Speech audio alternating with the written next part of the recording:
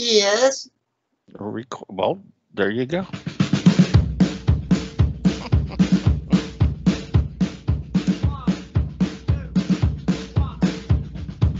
Attention bar patrons, happy hour has begun. Drinks are half price and it's time to loosen up from your work week. Show some love to your bartender, that lovable loudmouth with absolutely no filter, Trevor Garner. What do you know about this world and all its demands? Sometimes it's hard to face it. What are your future plans? Get off your throne. Get off your throne.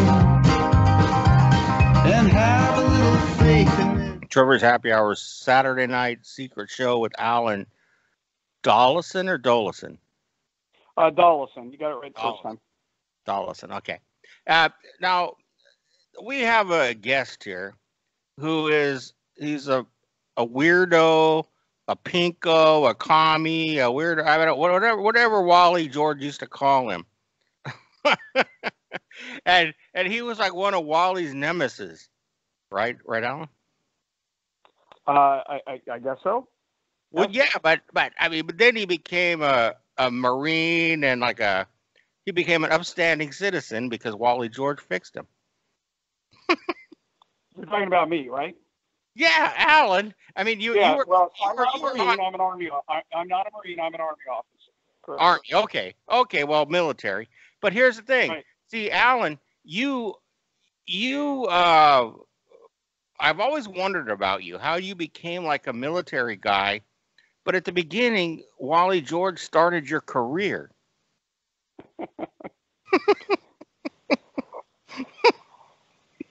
I've had so many careers and I've done so many things in my life, and I think you know that. You follow me through Facebook. That I would say the accurate way to say it is that Wally started one of my careers in the very beginning. You're correct. Okay, now you came from where? Huntington Beach or down by the beach somewhere? Newport, close enough. Newport Beach. Yep, just a second. Yeah, you're from Newport, and so Alan Dollison, he was. See, I mean, you were like on the original Wally George videotapes. I was. You were. I did about 7 or 8 appearances. Unfortunately, as everybody knows, the tragedy of KDOC, they recorded over those tapes. Not all of them exist, but I've seen about 3 or 4 of them on YouTube. Yeah, and you were down there like in Newport, but you were kind of a geeky dude. Now you look like a stud. You look like a stud now. You do. I mean, you've changed. I mean, you don't look the way you did when you were young. You put somebody in a uniform that looks sharp. I will grant you that. Except Zombie. Zombie, you there? What's up? Zombie was in the military. I got life going on behind me. I can't help. I'm sorry. Zombie was in the military. Yeah. Uh-huh. But, well, okay. Well, but see, Alan, what? Yes. Hold on a second. Zombie's like flipping out. He's smoking weed. Oh, well, we'll talk. So, okay. So when you were going from Newport to Wally George at KDOC on Clementine, what made you want to be connected to Wally George? What was it that turned you on about him? I think, like most people, Wally came to my attention because of the famous Blaise Bonpane show. That happened about 4 months prior to my appearance. I went on in the late fall of '84. I want to say it was November of '84, and I was young. I was starting to be a political activist. I was definitely running against the grain in Orange County. And here was Wally with this huge, platform. And let's just face it, there just weren't as many platforms back then. I mean, even like conservative talk radio was not that big of a deal and that sort of thing. And I love the fact that it's like Richard Blade said, Wally invented combat TV. And if you know the story, that when he first pitched the show, he was going to interview people that agreed with him. And then somebody told him that, oh, don't do that. That'll be boring. You should interview people that you don't agree with. And so the rest became famous. So I got up the courage. I called him up and I said, hey, I'd love to be on your show. And the very first issue that we talked about, I want to say it was either abortion or creationism, one of the two. And so I just saw it as a natural way to develop my chops at arguing with people. And I wanted to become a lawyer in the future. I eventually became a lawyer, but it was really to develop myself and to use his fame and audience to do that. What year was this that you first came on? 84. I was 18 years old. I was 18 and a half years old. So you graduated the same year I graduated in 84 from high school. Yep. We're both 54 now, I bet. Wow. Well, I mean, I hold you in high regard because of that you had the guts to do this. I mean, I didn't. It was just, I was like a big admirer. And so then, how do I put this? Zombie, you there? Zombie, say something. I can't hear him. He's my sidekick, but I can't hear his voice. I'm not hearing him. I got this guy from Canada that keeps calling me, and he's bugging me on my show. Wally would be pissed off if he had this Canadian dude. Yes. Well, okay, so here's the other thing too. So back when you were in 1984, you decided to go into the military at what year? What year did you go in? So I joined the military in 1989. I enlisted in the Army Reserve at that point in time. So about 5 years later. So most of my appearances were in between that 84 to that 84 to 88 period. I did several of them. I don't know how many of them that I did after that. You were old. You were older when you went in the military. You were older when you went in the military.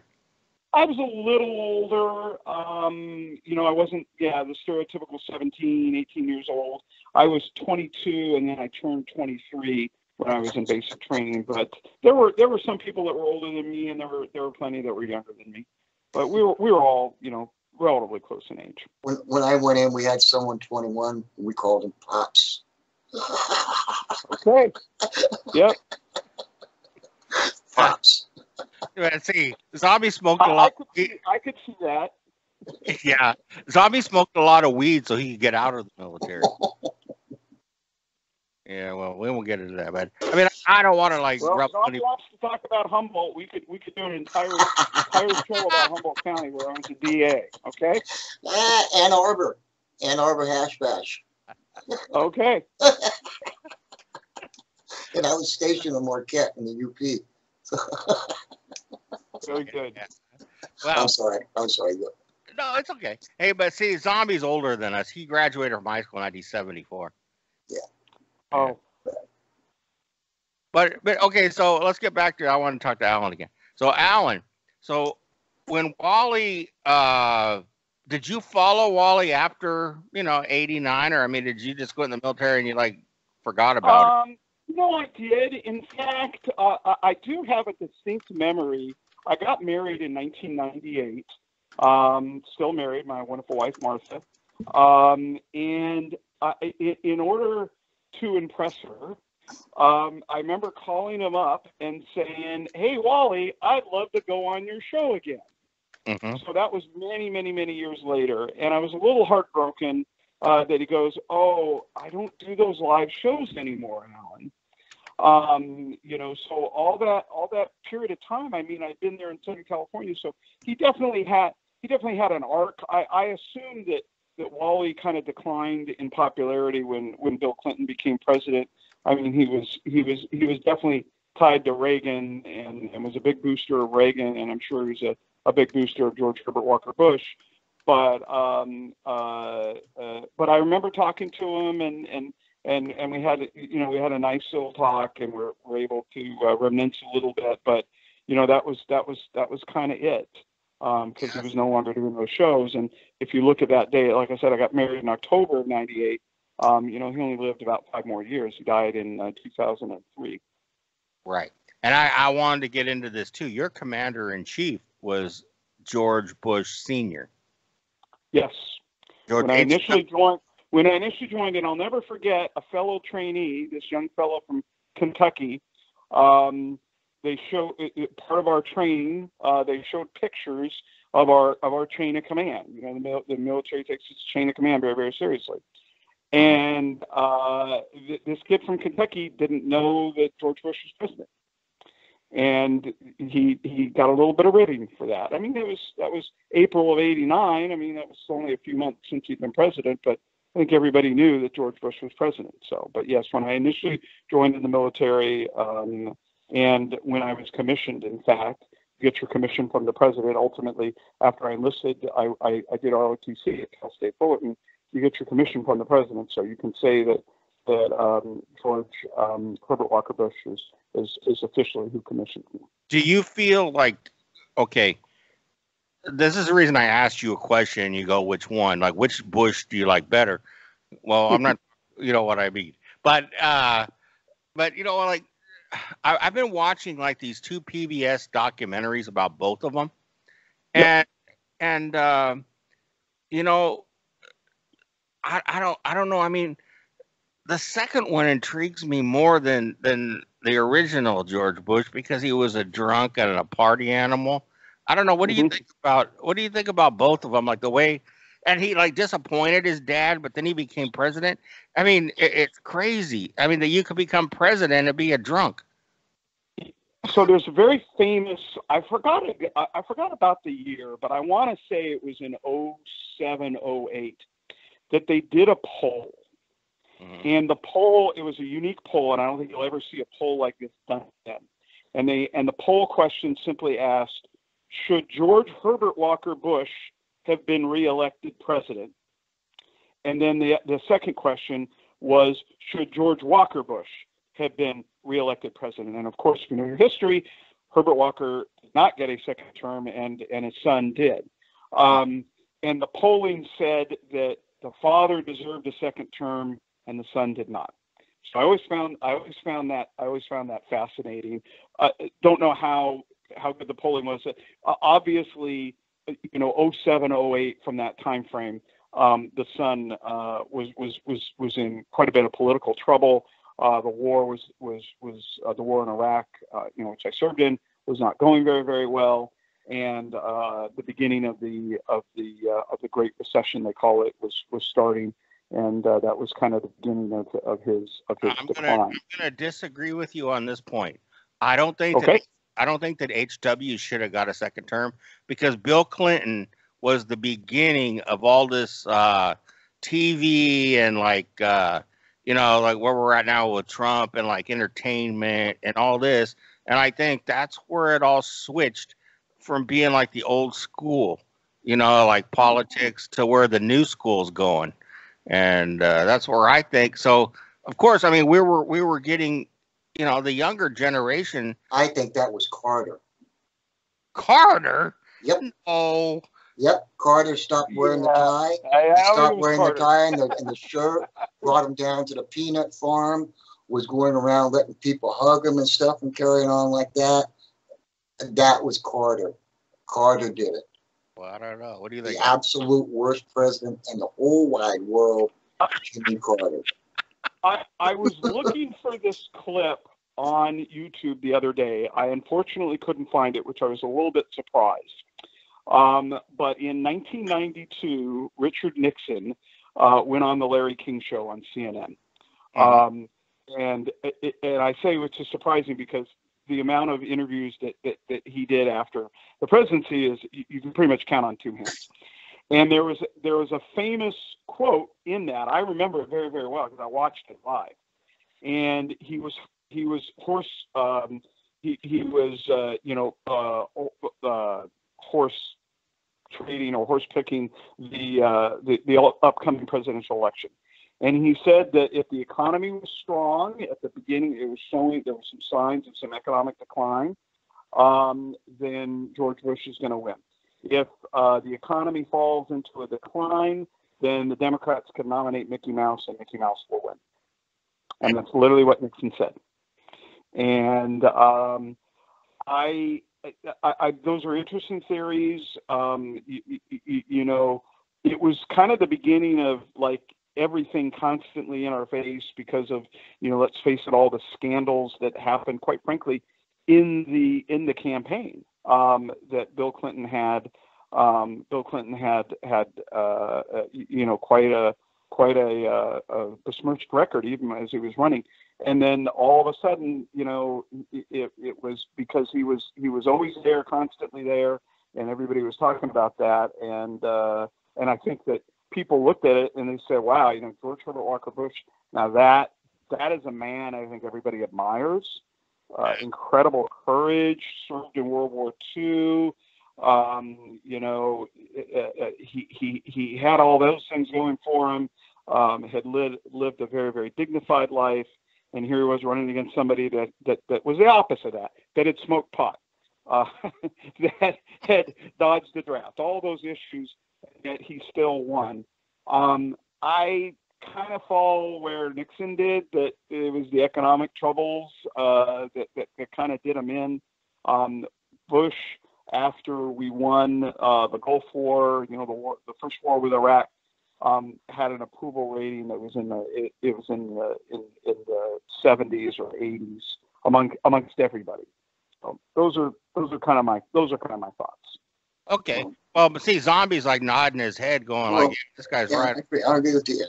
But plus, he also had 12 years of Republican in office. So yes, like, you're correct.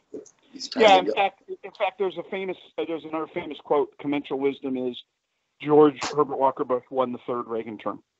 Yeah, he did. I think that's why I voted for him. I wanted him to finish up what Reagan had started, and I figured he would. Yep. That's why I voted for him. And he was nowhere near it. I'll tell you, I voted for Dukakis. I actually drove. Dukakis made a campaign visit in Orange County, and I got to drive him around in 1987.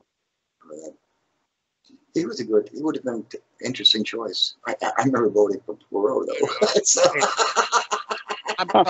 I'm sorry, Alan, but he seemed pretty wishy-washy to me when I watched him talk.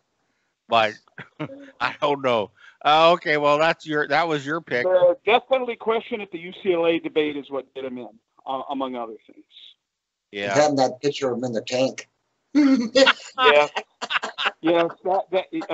Yes, that was probably the second most famous thing that we all remember from that campaign. He was a short man. You know, it's generally the taller person that wins if you look at the history. You know, every time I see that Dr. Fauci, I think of Ross Perot. I don't know why, but they both resemble. I guess they both resemble each other. There is some similarity. Somebody on Facebook the other day, they found a scene from that kind of really obscure movie that we all watched on Showtime, I think, or Cinemax, They Live. It came out in 1988 with Roddy Piper, where he walked around with sunglasses and was able to see everybody were alien monsters. And they found a scene of where one of the alien monsters was talking, and they said, this guy looks exactly like Dr. Fauci. So I thought that was funny. He was an Outer Limits like that as well with Robert Cole. So Alan, like, okay, so now we're coming to a head here in November with this coronavirus and everything, and from a guy who's in the military and a guy who has been around now, wow, I mean, where are we gonna go from here? As the song says. Well, I'm currently on active duty right now. Actually, we'll break some news. Although you probably have seen it on Facebook. I'm at Fort Bragg right now. I'm headed over to Saudi Arabia. I'll be there for a year. Are they still going to change the name? I'm sorry? Are they still going to get rid of that name, Fort Bragg? You know what? That's a good question. They might. The what is called the NDAA, the National Defense Authorization Act. That's the annual bill that they use to pass the funding for the military. Included that in the bill. I don't know if it's gone to the president. He said he was going to veto it, but there were votes in the Senate and the House to override it. So they might change it anyway. If I were a betting man right now, I'd say yes. It's probably going to happen. Oh yeah. Wait, I got to stop and record and clip. Stop. Yeah, we can. I got to stop and start. Okay, we're going again. Yeah, okay. I'm on my last day of quarantine, Trevor, and I get out of quarantine. The military's taking this thing very, very, very seriously. You move from anywhere to anywhere, you get quarantined. Really? And, so I've been here for. How long have they held you down that you couldn't get around any people? 14 days. 14? 14 days. Matter of fact, today really is day 14. But then they posted a sign that your arrival day is day 0. So. Zombie might remember stuff like that. Yeah. So it's really 15 days, but I have to start my in-processing. But obviously, it's a very, very competitive election, and the tickets aren't complete as of yet.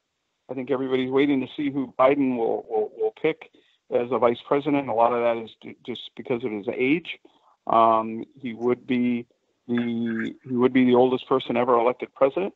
And so do you really think he will get to pick it, or is it going to be picked for him? Well, that's an interesting question. Maybe I'm naive, but yes, I think he gets to pick it. Oh wow, wait, but I think he will be helped. But. This is a Trevor's Happy Hour Trevor question. How come we can't have any young people become president? They're all old people. I mean, why is this? I mean, what happened to all the young people? They can't become president. Well, Barack Obama was extraordinarily young. When Barack Obama was elected, he was 46. That was not the youngest person elected. I think John F. Kennedy is still the youngest person ever elected president. Theodore Roosevelt was the youngest person ever to become president. His president died, and so he assumed it that way. There was that. So we did recently have a very young president. Bill Clinton was, of course, young. Yeah. He was elected youngest at heart. I think Bill Clinton was the youngest at heart.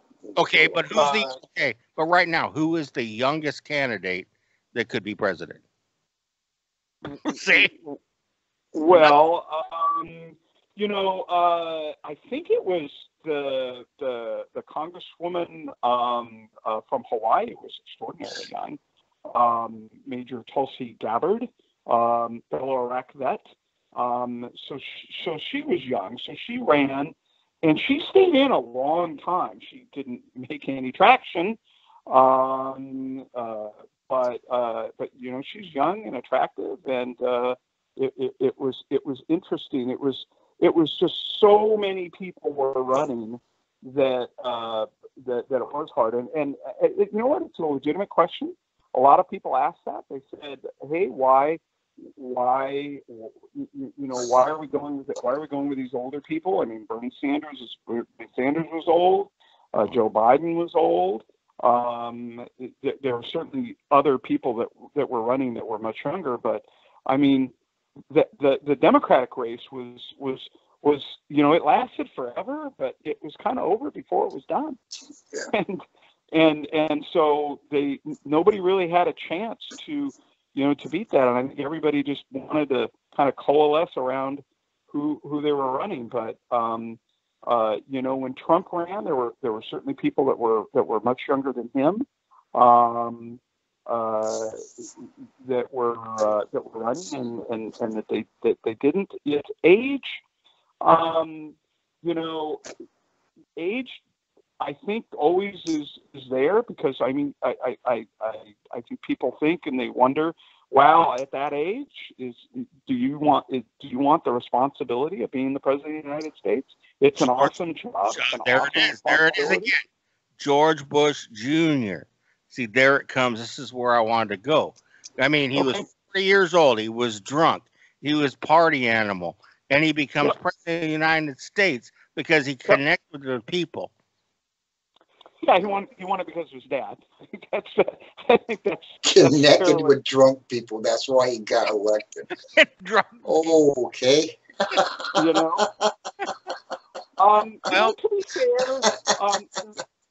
To be fair, that was a problem in his younger years. He did claim that he reformed.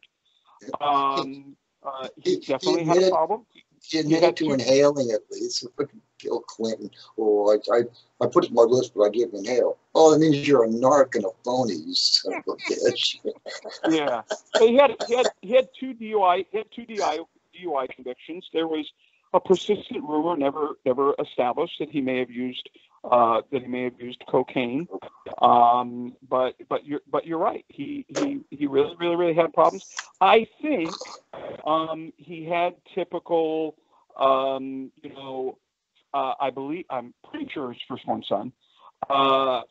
son problems of a monumental father, of somebody that had accomplished many things in his life, and that he probably felt inadequate measuring up to that, and so he sought distractions in substances and in alcohol.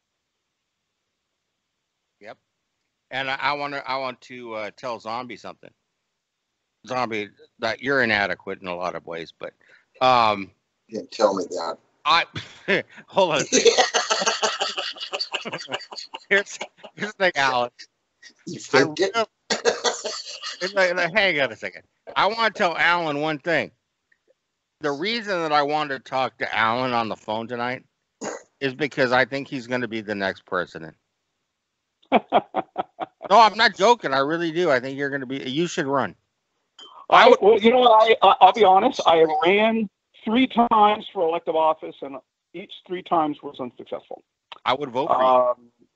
I ran for the state legislature in California. Made it all the way into the into the final election, but that was in '94 as a Democrat, and that was a very, very difficult year. The Republicans really were strong that year. The person I lost to became the commencement speaker at my law school graduation the following year, and I had to listen to him. That was fun. And then 10 years after that, so it's kind of weird, 94, 04, and 14. 10 years after that, I ran for the state Senate. It was somewhat of a competitive race, but it was a seat that Democrats nobody thought were going to win. And I did not win the Democratic nomination, which I was somewhat surprised, but it was what it was. And then in 2014, I ran for district attorney of Humboldt County, and that was a very, very hard shell to crack to kind of break into that. But I may have had some desire when I was younger. I will admit to that. But you're my age. Come on, you're younger than these guys. You could win. Yes, I am younger. No, you need money, you need organization, you need name ID. You used to need elective office. Trump kind of defeated that rule. You don't like Trump. Well, he's my commander in chief. I'm not gonna say anything bad about Trump. Okay. So sorry, not gonna get me down that rabbit hole. But yeah, I mean, there are certain things that you need on your resume. I have a pretty impressive resume. I think you know that.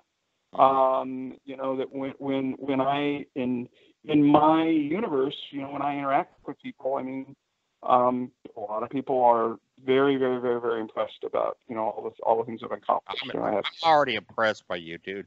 I mean, that's the reason I wanted you on, actually, because I've wanted to talk to you. I mean, there's a lot of people out there that don't know who you are, but I mean, you've been around the block, and you've been around the block, and you've done a lot of things. And I mean, I got this like pot smoking zombie who's my sidekick, and he was in the military. But you know what? I can't believe anybody like you can like stay straight this many years. I mean, it's crazy. Well, back in the 80s, 84, I mean, we were crazy, like crazy kids, Yep. And you were like already like on your way as being like a normal person. Why would you throw that? Why would you throw that away? I was very goal oriented. I was very achievement oriented.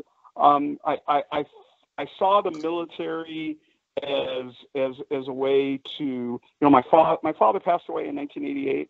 Was not obviously was not an easy thing. I was 22 years old when I lost my father. He was 52 when I was born, so that was part of it. He lived a good life, but and I saw the military as a way to create order and organization in my life. But I enlisted in 1989, did basic training, and I made it all the way to colonel. And I looked it up the other day, wow. And only 1.3%. I got A1C, and that was it. Okay. Hey, Wow. Alan, you know who I had on my show a couple of weeks ago? I had Ronnie Shell, who was on Gomer Pyle. He played Duke Slater. Sure. Yeah, I know Ronnie Shell. Of course. Yeah, that's wonderful. He was my guest, and he goes a couple of crazy dudes like Sergeant Carter and Gomer, and he was like the voice of reason between the two. I mean, yeah, he was the voice of reason. But I mean, like I do weird stuff on this show, and you probably know it. It's just I really like think that like Wally George is weird. We're in a weird environment when we like get into the Wally George world, they're showing they show the reruns on KDOC during the weekends. I can't. Yeah, there really was nothing else like it, and Morton Downey, I think was back then was kind of the comparison, and a lot of people think Morton Downey just stole the idea from Wally, Wally, I wish that the reach would have been greater, because it really was fascinating time, and I enjoyed it. And the one thing I do remember, and I tell everybody this, I talked about it at the reunion in 2013. The next day I called him up, and he took my call. And he just couldn't have been nicer, offset. He couldn't have been nicer to you. And he said, we're going to have you back on. You stood up to me there. You did a good job. And it was really nice to hear him. I was back to being a young 18-year-old kid, college kid at that point in time, freshman at Cal State Fullerton. And here was this guy who had a television show was telling me how I'd done a great job. And that was I've had many incidents in my life that I can say, wow, this was kind of a change, blah blah blah. It set me on a path. But yeah, I mean, getting that vote of confidence from him was really good. So if you haven't been on the show, all you know is that show. I know. And yes, I was on the show. I was in the audience, and he kicked me out because of my friend. But okay. That's rare. It was rare that the audience ever got kicked out. I do. Oh no, my friend was like belligerent, and he kicked me out along with him. But I mean, it was like I bet. Who was the guy? You don't know Trevor. He's been kicked out of a lot of places. A lot of bars.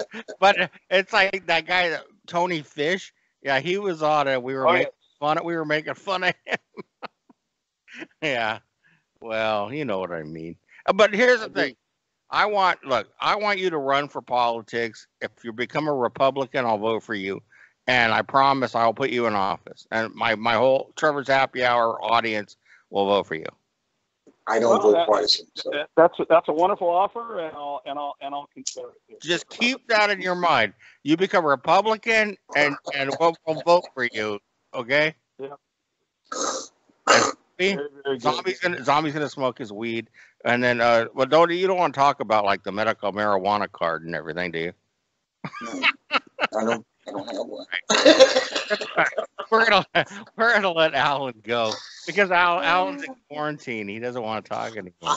Well, I'm waiting for my dinner. They should be bringing me dinner. The dinner's late again. It was late last night, and they literally bring us 3 meals a day. But this is it. This is the last meal. I've already packed all my stuff, and then I get to move into a hotel before I get on a plane and head to the Middle East. Whoopee. Okay. Thank you, Alan, for everything that you did for me, because I really appreciate you, and I want to thank you, Alan, for everything you're doing now. Thank you for everything. It was wonderful, Zombie. If you're on Facebook, find me, connect me. My universe is about 2,500 people. That's pretty big. I'm always looking for diverse views and interesting points, and love interacting with both friends I've known in the past or people that I only know. Thank you very much, Alan, for your service. Thank you. You as well, Zombie. Bye. Out of here. Okay. Good night. Bye. And there's Alan. You know what? I didn't want to do a show, but I'm happy. I haven't gotten high with an officer since I was in there. I didn't know he was a colonel. That's awesome. He's a colonel. I didn't know that either. Well, he's just like a regular Wally George guy. Well, that's no joke. Getting a colonel is no joke. I don't know if he's a full bird or not, but not. I don't know if he's a full bird colonel or not, but he said colonel, so he didn't say lieutenant colonel, so I imagine it's a full bird. Okay, hold on. Okay. By the way, you called Frankie. I did not. Yeah, he did. That's why he called back. He said, Trevor called me, so I called back. I didn't call him. That's what he said. Well, it might have been my mistake. And he keeps calling in to me on Urban the Indie Boys number, Tony Washington. Wait, that was, hold on a second. That was Alan Dollison.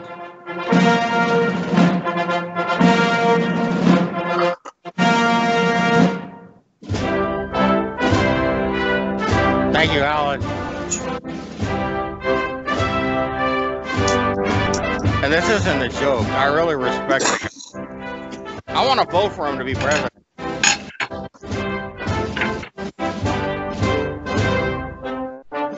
We need younger blood in the White House.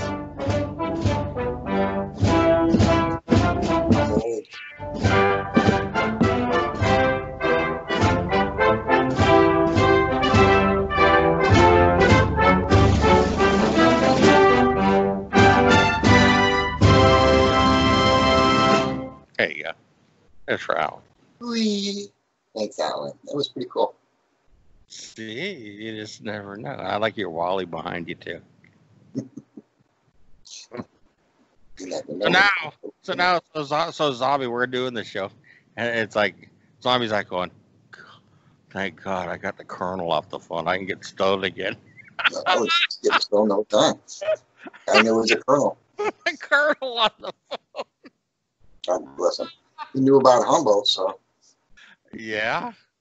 Well, you know what? It's like, I would ask you that question. It's like maybe a lot of these guys that are colonels and sergeants and all. I was getting high with the major. You were? Yeah, in the radio station room, and the lady I was getting high with, her husband was a lieutenant. I think guy could have ruined his career. Mm-hmm. Getting caught with me. I think we did this show. Well, he could have ruined his career. Yeah, I agree. Yeah. I ruined my life when I met you. That's right. I ruined the day. Okay. Well, anyway, I gotta get going, Trev. I know you gotta go get blown up by some. Yep. Zombie has to get blown up by some space aliens. Yep, I like it. Getting blown up by aliens. with greenheads. If you wanted, we'll maybe do something tomorrow. No. I'm just happy that Alan liked talking to us. Yeah, it's good. All right, so I'm gonna play the outro. Okay, and I'll put this together. Do. This should be up in about 2 or 3 hours. Whatever, you do whatever you want. Yeah, I will, bitch.